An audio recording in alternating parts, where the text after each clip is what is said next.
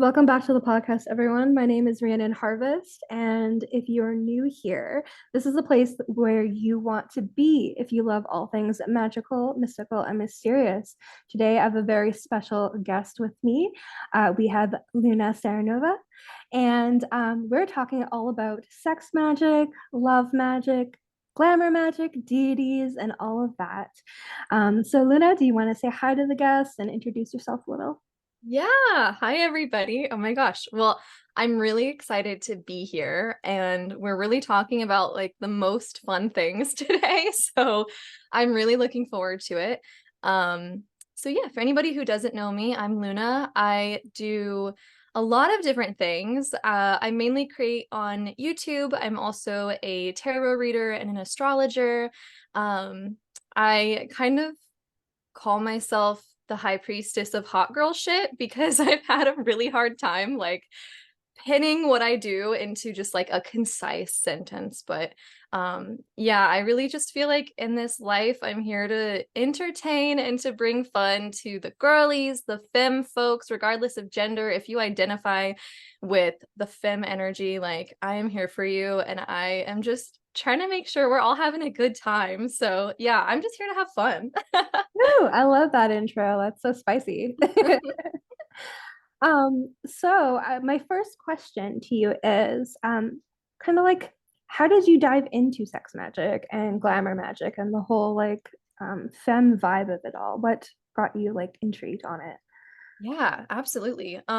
So I think growing up, I was always a very femme person, and I only had a brother. My mom was not very feminine, really. I mean, she was very tomboy. She was athletic. And I felt very alone in my femininity and in the girly girl things. And it almost felt like lesser than. And I grew up in a very conservative area in Missouri. And so it was really cooler to be like the cool girl who did the boy stuff and was one of the guys. And so I kind of morphed myself into this like, I play video games and I'm just one of the boys and I'm not like other girls, because that was what was valued. And so I kind of suppressed my femininity, um though I then connected to like beauty and makeup, um and it just always was coming through in certain ways for me, even if it was in a bit more of a masculine way. And it just, as I got older, it became harder and harder to hide the fact that I love being a girly girl. And even if I'm presenting in a way like today, it's like not Barbie, like it's not like girly girl, but it still has this essence of glamour to it. And that's kind of, I guess, how I like to present. And yeah, so it just, I always had this connection to glamour. And I kind of realized that in our culture that is strongly a patriarchy, and it really devalues what is viewed as femme or feminine, I really realized that is the reason why I was hiding those parts of me. And it felt like, I mean, I got made fun of in my family a little bit because me and my aunt, we were like these girly girls. And it was kind of synonymous with being a little dumb and like being a Oh, dumb blonde. And it really is kind of interesting how society has like put these more traditionally feminine things in this box of being frivolous or like goofy or like silly. And it's like these are like real things to enjoy, and if it brings you pleasure regardless of gender, like it brings you pleasure. um in terms of sex magic, um I've always had this like seductive side to me. I think when I was a younger woman, I did not use it the best way. But I think that you live and you learn. And then as some of you might know if you followed me, I was an exotic dancer for a time. And so that is when I really got into sex magic. I was a witch already, and I had not really dabbled in sex magic, but I realized um this, like, I mean, I don't, if any of you listening have been to a strip club, it is like going into the underworld. It really is this underworld journey. And when you're a worker there and you're there every day, you are like becoming this underworld goddess, and you are seeing people's shadows, and you are seeing your coworkers' shadows and your own shadows. And it's beautiful and it's crazy and it's so cool. And I think that I really tuned into my like sexual energy there, that kind of kundalini with dancing and with almost like representing this goddess energy on stage and having this healing energy of like men worshiping that, and in that men honoring the goddess. It was really crazy, a really great time. And then I've just been, you know, even since I've left that world, but I still, you know, sex magic goes so beyond just what we view as sex. It's intertwined in like everything that I do, and seductiveness I feel is synonymous with pleasure. And so I just feel like that's an inherent part of my life that I always try to bring in like everything.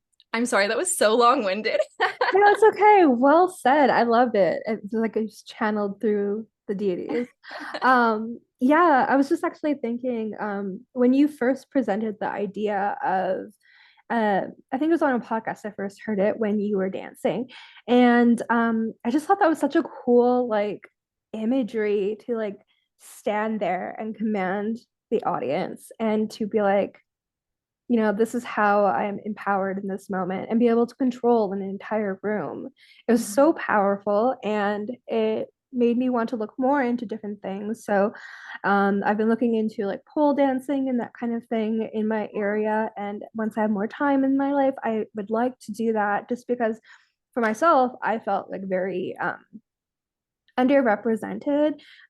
In my area, it was all about the girly girls. And if you were not highly feminine, you basically didn't count. So if I didn't want to wear a dress, I was not feminine enough. If I wanted to rock like a leather jacket and a dark lipstick, that wasn't enough. So I kind of like just hid behind like this weird like school band girl aesthetic, and I kind of just hid in the band room and ignored it for my entire high school existence. But yeah, I just thought it was such a cool way to like look at it. And I'm like, you know what? Damn, I'm not missing out on this. I'm going to tap into this energy. So I really valued the way you like portrayed that. Yeah, and I think that's so interesting that we had these like opposite experiences, but what we were experiencing was the same thing. Whereas we were hiding what felt good and glamorous to us, even if it's not like traditionally glamorous, you know, to fit into this type that was accepted. And I think that's so interesting. And I think that's such a big thing with like connecting to glamour magic and even like pleasure magic within yourself, is like realizing what feels good for you and stripping away those, you know, what we're told by society or what seems to be valued, and just channeling glamour for you, even if it doesn't look like somebody else's. Yeah, absolutely. And before we get too crazy into this, because I feel like I could just like chat on this for so long, maybe let's define what glamour magic and Yeah. sex magic is to you if somebody is new with this topic.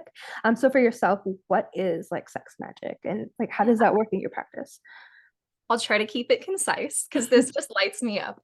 So sex magic, quickly, is using sexual energy to achieve a desire. So a lot of people work like with orgasmic meditation, or they work with their orgasm, but I like to extend it beyond that because, first of all, a lot of people can't orgasm. Second of all, I think that sex I kind of tie with sensuality, and I don't think it has to be inherently sexual to bring in that sort of pleasurable energy. But if we're keeping it short, sex magic, it is using that sexual energy as that sort of energy raiser. So whereas maybe you would dance, maybe you would visualize to heighten the energy to achieve the results of your spell, you would in this scenario use your orgasm or your sexual energy or pleasure in whatever way that is for you. um Glamour magic is so deep as well. I kind of like to put it in two separate things because I think glamour magic often gets put in this like um beauty world where it's like using makeup and making ourselves look attractive and magnetic, which I think is a form of glamour magic. But glamour magic in itself is changing something about your appearance or about how you're presenting to bring in a specific effect. So this could be wearing your new blazer that makes you feel so empowered when you need to have like boss bitch energy. Like if you're going to go to like a court hearing or whatever and you want to win, like wear what makes you feel powerful. It doesn't have to be sexy. It doesn't have to be attractive. One of my favorite glamours is a big black hoodie. If you're out walking and you're a woman, and you want Mhm. to disappear, Yes. have your glamour hoodie. Instead of magnetizing, we're repelling, we're protecting. So glamour, it really is just changing your presentation for a desired effect. Yeah.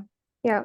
I noticed when I start using that for protection, I even physically I shrink down a little bit. Mhm. And it's so crazy when you actually start like paying attention to your physical self and what's going on. You literally shrink into the wall behind you. And it's just crazy. And I've used that every single time I've gone on transit because people in my area be crazy. Yeah. Um, it's Yeah. definitely a pro tip. Use Glamour Magic every day. Absolutely. Yeah. I think also if you are somebody who's doing a lot of like attraction glamour magic, I think it's equally important to make sure that you're also protecting yourself. Mm, And because especially like if you're a woman and like in our society, like you don't want to get the wrong attention. You want to make sure you're being safe. So always make sure that you are putting up protections when you want your glamour to be done, and being really careful and just yeah. mhm. Yeah, that's a really good point too. I always like to use my eyeliner to do a bind of protection on my inner wrist, and then throughout the day it just rubs off. So I had that in my bag. It's with me everywhere. So I'm like, I want to do some quick magic, and I'm in the warehouse. I'm like, she's starting to get on me. I'm like, you Yeah, guys don't know what's gonna happen, but it's happening. absolutely. So one thing I was wondering is, what is one of your favorite rituals to do with sex magic? Ooh, okay. So with sex magic, I really um personally prefer solo sex magic. It's a big debate. You know, a lot of people prefer working with a partner. I think both are great, but for me, I just love having time to focus fully on my intention. I don't have to worry about like the other person, like how they're having, you know. I think my favorite is just using sex magic for confidence, really setting a scene because the whole thing with sex magic is you want it to be pleasurable. You want to treat yourself kind of like a goddess if that's what you're trying to bring in. So don't just be wearing your big t-shirt and flomp on the bed, you know, as like easy as that is for all of us. We love to do it. But like treat yourself, light your good candle, like light some incense, seduce yourself. If you want to amplify this energy within you of like, I'm a bad bitch, I am a goddess, especially if you're trying to attract a partner or something, like treat yourself exactly how you want a partner to treat you. But even beyond the partner, I mean, just treat yourself good, you Yeah. know, because like that is the goal. Um, One thing that I love that's like super easy and just fun, and I learned this from Gabriella Herstick's book Sex Magic, which I highly, highly recommend. Um, or I'm sorry, it's called Sacred Sexual. I think it's just called Sacred Sex. Yeah. It's like my favorite book on sex magic. Um, and that is like anointing your sex toys. I think this is so amazing because they are ritual tools if you are doing sex magic. You can anoint or like consecrate your condoms, your birth control pills, your dildos, like whatever you want, your lube, like literally whatever you want. Consecrate that with that energy of even if it's like not for a specific, like, I want to feel confident, just give it that time to make it feel sacred and to honor it as a sacred tool that will bring you pleasure. Like at the end of the day, if you're doing sex magic just to get in tune with your body and with pleasure, that is perfectly enough. Yeah. I think that's so important because I know for myself, feeling really disconnected from my body makes me feel really disconnected from my practice. And it makes me just feel like I'm floating off in the ethers. Like I'm already a Gemini, Libra. So I'm always up there, but like Yeah. now I'm floating to a new level, right? Mhm. So it's a really great practice for me to be able to come back down into my earthly body, and that's something that I've been using personally, is trying to just reconnect to the realm that I'm in now and not where my brain wants me to be. So I highly recommend anyone trying that if you're just feeling a little disconnected and you just want to like reconnect to yourself and give yourself a little bit of a treat, and focus on yourself, because I feel like we focus on everyone else in this world. Why not a little bit more on yourself? Absolutely. Yeah. And I think too, even with anyone who resonates with that same energy, I think that if you're new to sex magic and maybe it feels a little scary or you just want to start off easy, I think a form of like sensuality magic could be just like using some nice lotion and giving yourself a massage and just taking it slow and really like touching your legs and touching your body and just yeah, like getting acquainted with it and getting reconnected to your body and showing it that love. Um and then you can do some sex magic if you want, or you can leave it there if that's what feels comfortable. But yeah, I think that's so important. And I think that so many of us are disconnected from our bodies, and even in like our sex lives, like a lot of us are really focused on how the other person's doing, how they're feeling, what they're thinking about. Are we looking good for them? When it's like, let's take that time to like just feel it ourselves. Yeah, absolutely. Without going too into detail with it, because I don't know how my partner would feel, but we had just recently discovered, I don't know what it's called, so maybe you'd know, or maybe we'll find out later. But um, instead of focusing so much on the external, because we were having one, myself have has I have body dysmorphia, and then for him, he is going through a personal transition of sorts. So we were just feeling self-conscious. So we were trying the blindfold situation. But we're also working with energetics. So we were doing a lot of like energy work and working with aura and energy points. And let me say this is the best thing I've ever done in my entire life. Try it. Yeah. It was like it's like you're floating in a void of space, Mhm. and you kind of just let go and you're able to actually feel the pleasure that your body is trying to give to you, but you're so wound up on focusing on the end point. So if you guys are struggling in that area, partner or no partner, try the like blindfolded Yeah. method. Absolutely. It's so good because then it just makes you not be focused on, those external things, and just really it forces you to go into those other senses. Yeah, it's definitely like the best thing I've ever tried. I think I got it off of I think it's Gwyneth Paltrow's Love, Sex, and Goop or something like that on Netflix. I don't know if I'm like coining it right, but it was like the best show ever and I binged it. So, I just heard about it yesterday and I was like, oh, should I watch that? So the fact that you mentioned it today makes me think that I should definitely watch it. oh yeah, watch it. It's so Yeah. good. Yeah. Awesome. It makes me want to hire one of those the guides that they had just because I'm like, this sounds like so cool. And I'm always interested in looking at energetics and everything. Yeah, So I definitely want to dive into that. absolutely. What are some of your favorite glamour like ritual tricks and tips? Oh my gosh, so many. Um, so I love routine. I love having a sort of grounded practice that I know is easy for me to do. And for me, that's my makeup. I've been doing makeup literally since I was like 13. I've just always loved it. And it really has just like transcended something as simple as doing makeup and has become this meditative ritual that I do almost every day, not always. And so I have I'm actually recording this at my glamour altar because I thought it would be perfect. Kidding? Um, so I highly recommend setting up a glamour altar.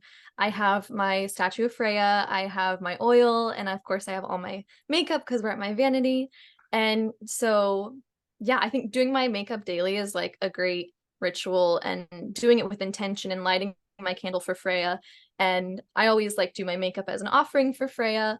And one super easy thing that you can do if you are into sigils or runes, whenever you're applying your makeup, if you're doing like your primer or your lotion or your foundation, I always do like a rune before I blend it out if it's like a liquid. So if you wanted to do like the algae's rune for protection, or if you wanted to do like Rado for transformation, or if you wanted to do like the sun sigil, or whatever you wanted to do, planetary, or you could make a sigil of your own. I always just like to do that. You blend it out. No one else can see it, but you've put that intention there and it's there. Um, so you can also do that with like your lotions too, which I really, really love doing.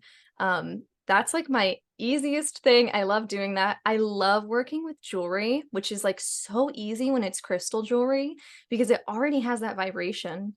Um, if you're someone who works with deities, like I think having a piece of jewelry that you dedicate to them that can also be a form of glamour I think that's amazing. Like I've got my Freya necklace, which is amber, of course, and I've got my Hades ring, which is onyx, and it's like brings in that level of like conscious sexuality and sensuality. And then like protection with Hades. Like they're always here with me. There's always a bit of their energy within my aura.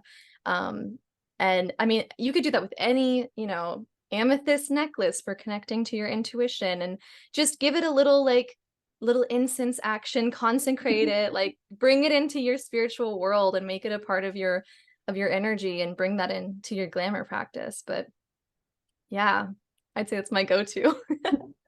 For myself, I like using my gua sha. This is something that I have been like dying to get, and this last year I did. So I consecrated it for Aphrodite, and it stays on her altar. I have just moved, so that's going up soon. So I have to yet unpack her stuff, but it stays in a sacred like space of a powder that I've made, and I take it out every day. So before I go to bed, that's my like nightly routine is getting rid of the excessive energy points, the sore points in my body. And it's a dedication to myself and to her because she was my patron deity. She's what started me off on this like weird witchy path on a one. So I had to dedicate it to her. Love that. That's exactly how I feel about Freya. Like it's beautiful. We both have that connection. I think that's so special. And also gua shas are so good for you. I Like know. everyone needs to go get one. They're so good.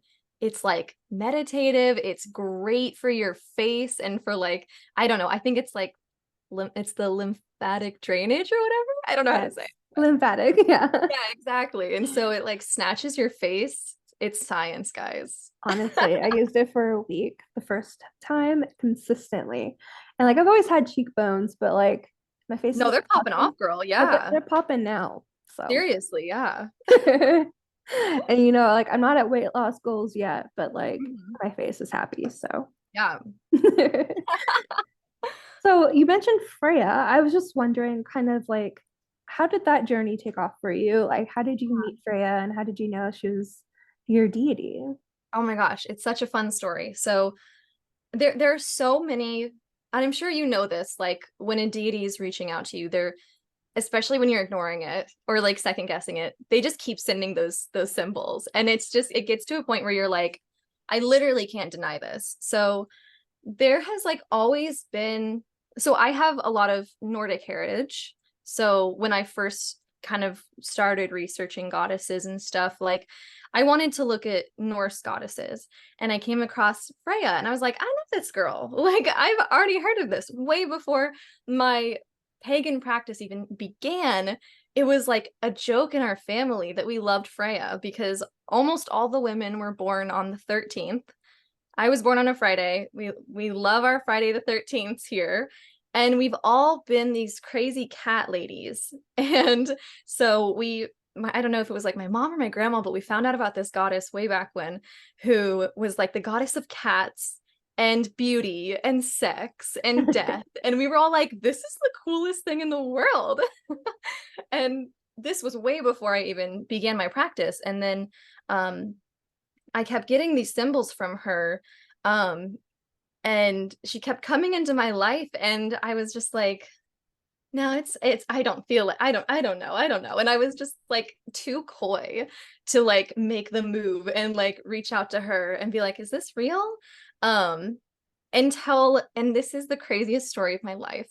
My husband and I were camping and we were, doing s'mores as you do.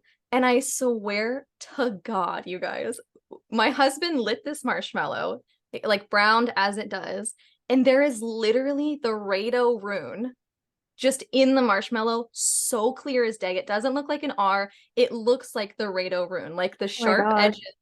I have a photo. I'll DM it to you just because I need you to see it.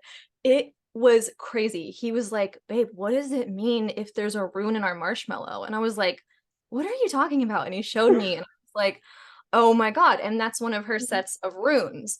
And it's a rune that has to do with like a journey and movement and transformation and stuff like that. And so I was like, okay, Freya, like I will talk to you. And so then I did this just some meditation I found on YouTube because I had no idea like what to do. and had this beautiful response and had this like visualization of us like dancing in this field, and it was like so loving and sisterly and motherly, and just it felt just free, I guess. And so since then she's been my matron deity and just been my number one girl.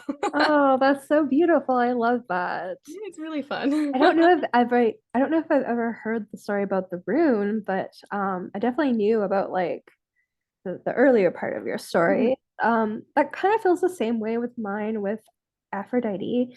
I was kind of like on the the helm of like, do I need to like lean into the Greek pantheon, or do I lean into like my Celtic deities, and like which one do I focus on? Because I have no like historical connection to Greek pantheon as far as I know. But I've always been like obsessed with them since I was a child. So like even when I was growing up, this is gonna age me, when I was watching Xena, Aphrodite was my favorite character, even though she was so outrageous.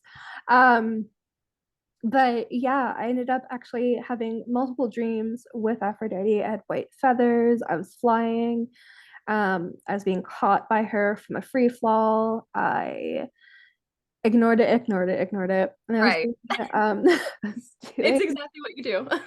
you just ignore it because you're like, that's Exactly. not real. That's a dream. Um, but I was doing yoga. I was just like feeling all weird, and I wanted to like stretch out. And it's like, okay, one more sign, just one physical one though, like not a dream one, like a physical one. And I reached out my arm to stretch out, and I shit you not, there was a bumblebee on the floor of my bedroom, and it literally picked up in my hand so gently on either side. I didn't squish anything. And I pick him up and he's buzzing at me. So I'm like, okay, Oh my fine. God. I No, know. don't injure the insects. I'm okay. Okay, Yeah. I'm listening. It's so funny how they do that, and how I love that we have like such a similar just ignore it, ignore it, ignore it. And then they give us like this wild, like insane sign that it's just like, okay, I give up. I think it's my Gemini tendencies. I'm like, I just need facts. Like, Yeah, give me like something I can't ignore. Like, and then I listen. So absolutely. Yeah. So I know that you are so sex positive, Mhm. and you've spent some time in the industry. Did you want to share a little bit of your experience with that, and kind of like the difference between when you were dancing and what you're doing now with Playboy? Yeah, absolutely. Um, so yeah, very sex positive, and I talk about it not because the reception is great, because the reception is not always great, but because I think it's really important that we humanize these workers, because I think until you know a stripper, you might think really crazy things about strippers, because before I knew a stripper, I thought they were these crazy, like I had these ideas in my head from, where I was raised, because I was raised in a very conservative area, and you're young, you don't know how to think for yourself. And so I met my first stripper. I met my first stripper. It was a great experience. I love her. And that was when my eyes kind of opened. And then years later, I decided to, you know, start working at this club. And I had my own, preconceived notions of what these girls were going to be like. I thought they were going to be mean. I thought there was going to be a lot of drugs around me, a lot of illegal activity. And I was like, you know what? I'm just going to go in there with my head down. I'm not going to bother anybody. I don't want to get beat up. Like it felt like going back to high school. I was like, please, no one talk to me. Um, I thought the men were going to be nasty and sketchy and like horrible and all this stuff. And I had my mind blown. And this isn't like an advertisement, because I don't think everybody should be a dancer. I don't think it's made for everyone. And I don't think it's like a dream job. Like I don't think like it's a job. It has its perks, it has its cons. Um, but I've never met a more supportive group of women in my entire life. And I still haven't, like to this day, met a more supportive group. And like I said before, it is an underworld excursion. It really is. You're facing the most taboo things of society, and you are kind of wearing this cape of taboo. Um, And I think you just really see people for who they are. And so because of that, these relationships I had with my coworkers were so loving and nurturing and beautiful and supportive. Um and the customers were, yeah, some of them were shit, but a lot of them were really good people and like really just looking for an outlet for their sexuality and their desires because society had shut them down. And I think that, I mean, I think a lot of like more conservative folks don't like sex work because they want this very puritanical culture, but people need to understand that puritanical culture is exactly what creates the need for this. Because people have sexual desires and like we are humans and like this is natural. Um and and yeah. I think that, yeah, I think that it's a good place. I really truly enjoyed my time dancing. I never felt pressured. Like I remember before I started working, I was like, but what happens in the VIP room? And like I was like so scared. And it's like, no, it's literally just a dance. And like, yeah, some guys are gonna think it's gonna be something else, but let them pay you first. And then you can say it's just a dance. But yeah, and it was a great time. And I honor and respect all forms of sex work, whether it's full service sex work or doing OnlyFans or being a model. Like I honor all of those because I think all of them are valid. And I think sometimes even within the industry, there's this sort of hierarchy where some people are like, well, I'm a dancer. I would never do porn, or like I would never do full service or whatever. And it's like, let's not turn on each other because that's literally the whole thing is like do what you want with your body, do what feels comfortable, and you know, don't do anything that you don't want to do, but respect others because everyone has a different comfortability level. um and so I did actually quit Playboy recently. Oh, I enjoyed Playboy. I really liked it. I did OnlyFans for a bit when I was a dancer, and I always preferred dancing. I just really liked that in-person connection and being able to connect with the customers. Whereas OnlyFans, it felt very like fake, I guess. yeah. But as you know, my Instagram was taken down and I lost around 5,000 followers. And uh, I don't fully know, but I'm pretty sure it was due to me doing Playboy because Instagram is incredibly anti-sex work. Mm. And even though I followed like all the rules of like keeping my Playboy stuff off of there because my Instagram audience was never the same audience as my Playboy audience, it just was like actively hurting my like day job, I guess, like my IRL job, Yeah.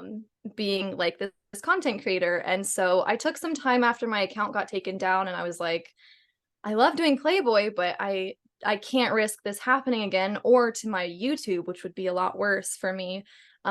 So I did have to quit Playboy. It feels a little oppressive. It feels kind of shitty, but you know what? It is what it is. And I just do want to share that because I think it's really important for people to understand that this sort of oppression to people who are sex positive is like actively happening. And Zuckerberg hates sex workers. And it's always like the gross looking white boys who are like the most triggered by women who just want to exist and celebrate their sexuality.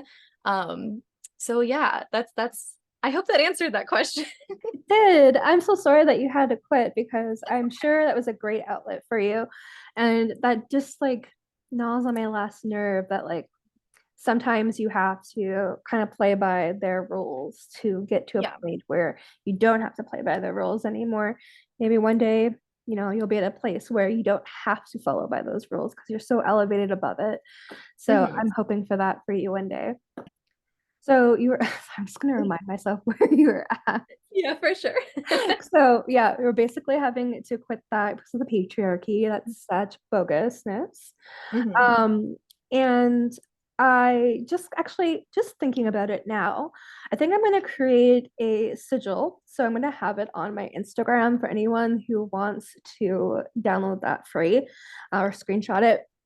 So for anyone who works in sex work or anything like that, who is more of a independent type energy who stands on their own, these people are being oppressed. So I'm going to create a sigil. So if you guys want to use that in a working to help support that, I think that'd be amazing. And you can just tag the podcast, which is Ritual, and tag me and Luna on there, just because I feel like sex work industries are needing the support more and more. And I know it's important to protect our own energy as well, but I think it's important to support those industries as well. Because I'm tired of like doing what I'm told, Yeah. Yeah, Let's and I do think that. one thing I always like to note, because I always want to meet people where they're at.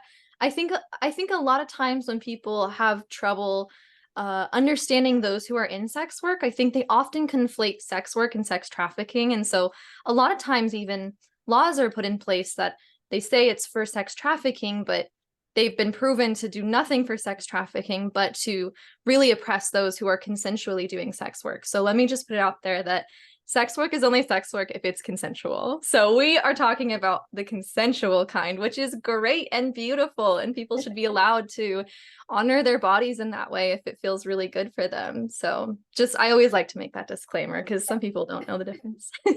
We love consent here. I know, Absolutely.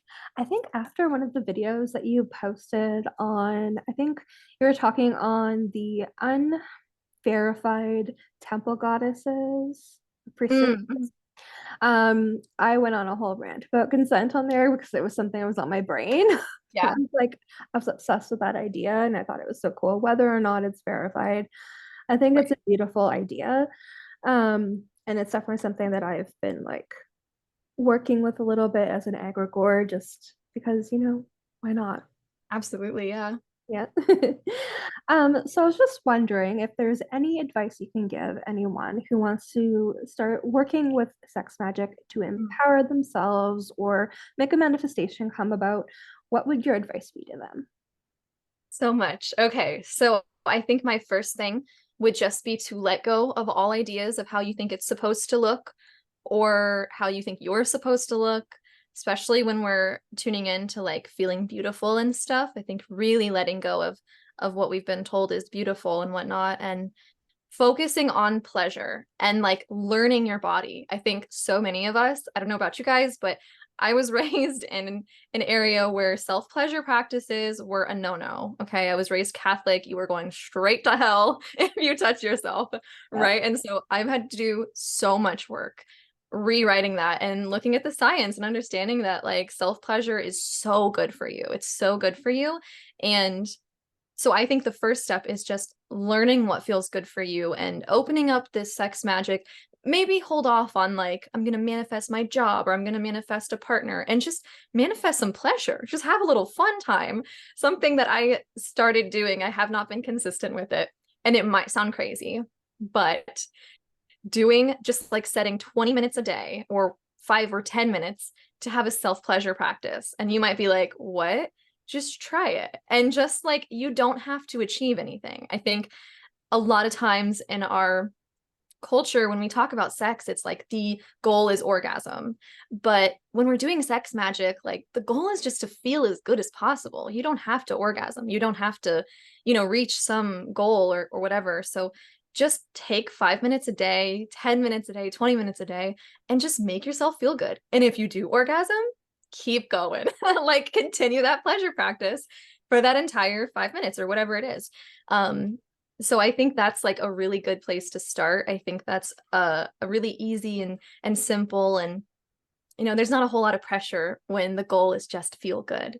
So getting in tune with your body, figuring out what feels good, buy yourself a celebratory sex toy because they are fun and they are good and they are ancient. They've been around forever. If you ever want to research the history, it's pretty fascinating, and it's validating to know that all of our ancestors were also just thinking about dildos. Yes. Like, why Exactly. not? Exactly. Like it's fun. Yeah. So just have fun, I think would be my biggest advice. And read Sacred Sex by Gabrielle Herstick. It's a bit more dense than I think. Okay, here's what I'll say. If you want a book, Sex Witch by Sophie St. Thomas is great for beginners. You don't have to know anything. You'll feel really welcomed. And she's a Scorpio, and it comes through in her book. It's really great. But Sacred Sex or Sacred Sexuality, I think it's called Sacred Sex. It's by Gabriella Herstick.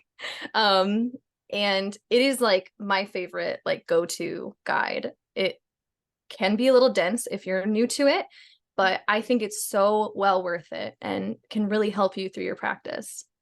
Oh, awesome. Thank you for those recommendations. I've been looking for Gabriella's book Unscribed, but it's not on there. So I think I'm going to have to go to my local occult shop and get the physical book and just treat myself because Ah, I can now. So why not? absolutely. It's definitely been on the top of my reading list. Mhm. And then, yeah, my last question is just kind of like, I guess it would be my go-to question on the podcast. It's my, um, I guess it would be themed question. So what are you doing right now in your witchcraft practice that is making you feel extra witchy? Ooh. Oh, let me think. Let me think. I think, okay, I've been trying to, and you're in the Patreon, so you'll know about our new book club book, which is oh, I'm trying to think of what it's called, but it's basically it's by Deborah Blake and it's about daily witchcraft. It's called Everyday Witchcraft and it's for everyday practices. And so I've been trying to be so much more consistent with my spell work.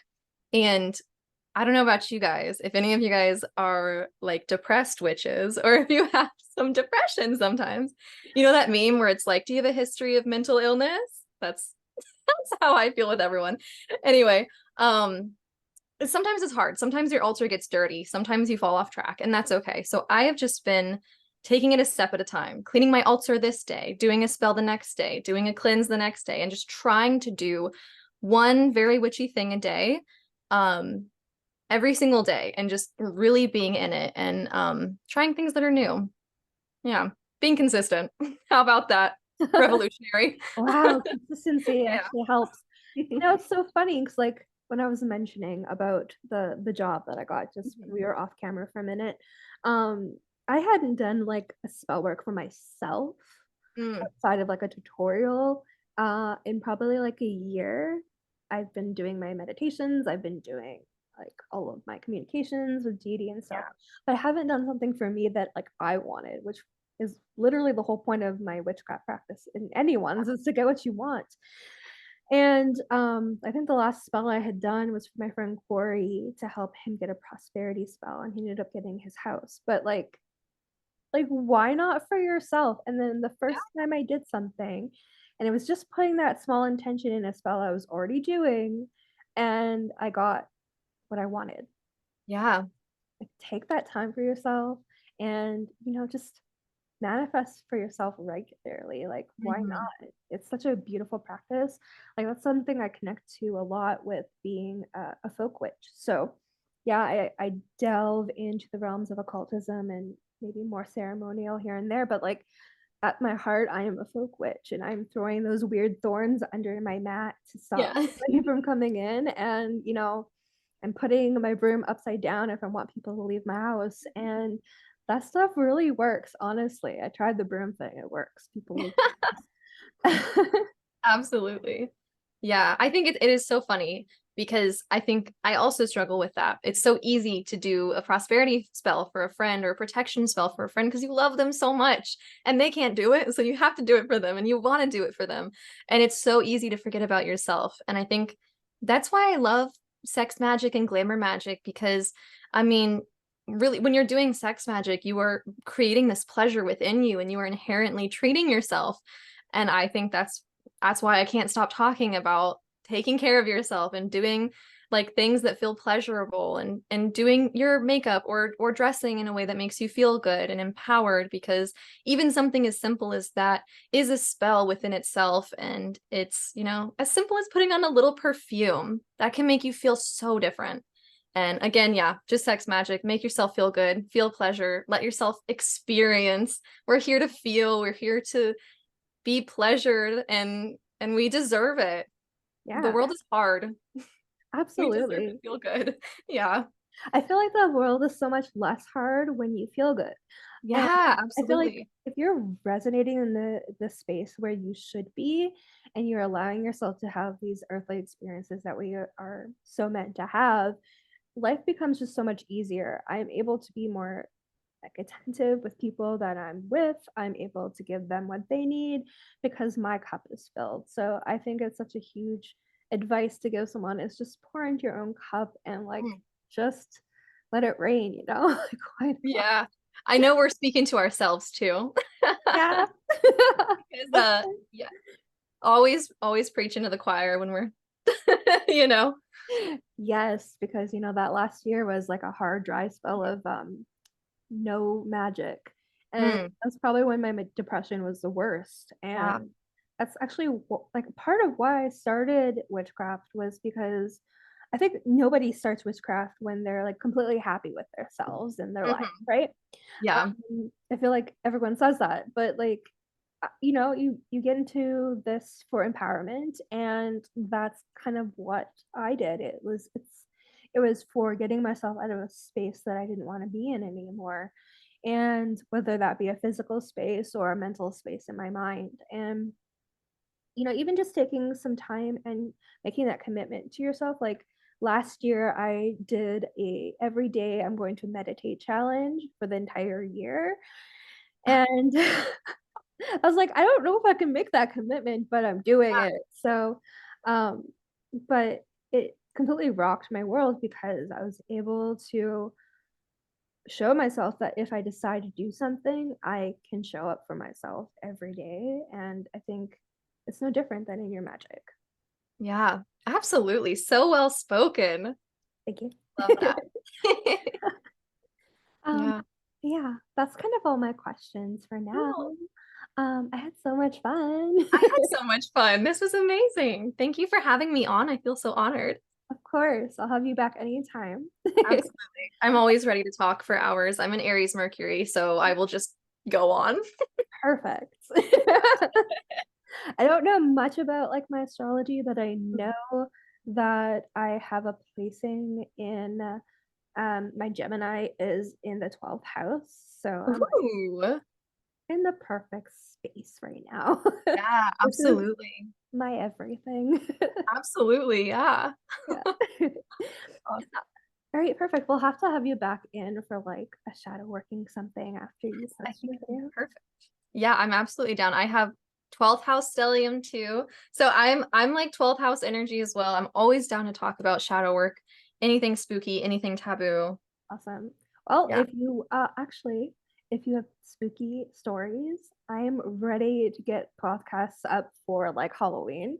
I have Yeah. Sunray on the docket, and last year I had Aurora. So I'd love any spooky stories you have. I have spooky stories. If you need some, I will give plenty. Awesome. Cool.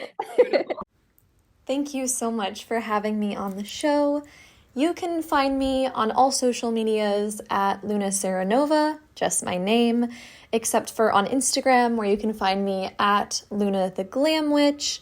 I am all over YouTube, Instagram, all the socials. I try to put out a YouTube video once a week, so you can catch me there. I also have a Patreon where I have a little Moon Fam group. We have a monthly book club. We do weekly astrology forecasts, and we're bringing in a new full moon celebration, along with a bunch of other goodies that comes in with the Patreon. I also offer tarot and astrology readings to help you connect to your bad bitch energy. So you can find me at my website, which is just lunaseranova.com. And yeah, I'll be there. Thank you so much again for having me on the podcast. It was literally such a pleasure. And yes, just thank you from the bottom of my heart.